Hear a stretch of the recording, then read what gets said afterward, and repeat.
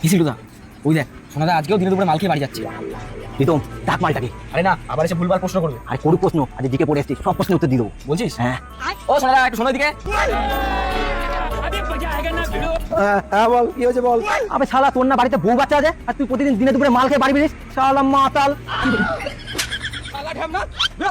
কি রে রিতম, মালটা আজকে কোনো প্রশ্ন করলো না? সিলুদা আমার মনে হয় তুই যে আজকে জিকে পড়ে এসছিস এটা সোনাদা জানতে পেরে গেছে। ও তাই? তাহলে তো মালটাকে আজকে ছাড়বো না। ও মাতাল, এদিকে শোন।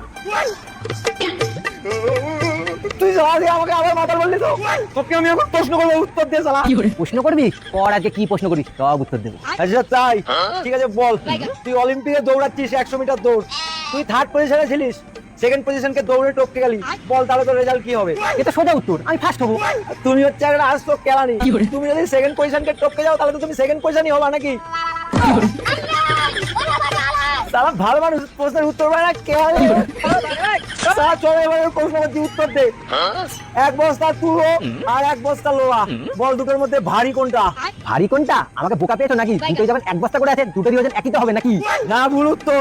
তুলোর ওজন বেশি ছিল। তুলোর ওজন বেশি ছিল কি করে? কারণ লোহা ছিল 1 কেজির বস্তায় আর তুলো ছিল 50 কেজির বস্তায়। ঠিক আছে, এবারের প্রশ্ন। একটা ছেলে নেড়া হতে গেছে নাপিতের কাছে, তার কাছ থেকে নিয়েছে 10 টাকা। এবার বল, যদি 50টা টাকলা নেড়া হতে যায় তাহলে নাপিতটা কত টাকা নেবে?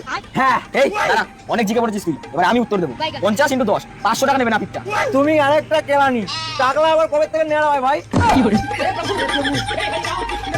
ঠিক আছে চলো এবারের প্রশ্ন। চিল্টু বল, তোর গার্লফ্রেন্ডের বাড়িতে আগুন লেগেছে আর তোর মার বাড়িতে আগুন লেগেছে, একটা অ্যাম্বুলেন্স এসে আগুনটা সবার আগে কোন বাড়িতে নেভাবে বল?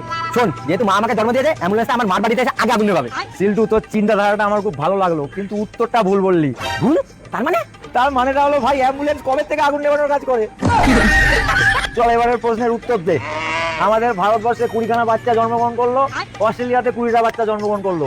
যদি অস্ট্রেলিয়ার বাচ্চাগুলো দাঁতের রং সাদা হয় তো আমাদের ভারতবর্ষের বাচ্চাগুলো দাঁতের রং কি হবে? এটা সোজা উত্তর, ভারতের বাচ্চাগুলো দাঁতের রং সাদা হবে। বলছি খেলো, কোন দেশের বাচ্চা দাঁত নিয়ে জন্মায় আগে বলতো? চল এবারের প্রশ্ন। তুই পড়িস 9 নম্বর জুতো, আমিও পড়ি 9 নম্বর জুতো। আমার জুতো।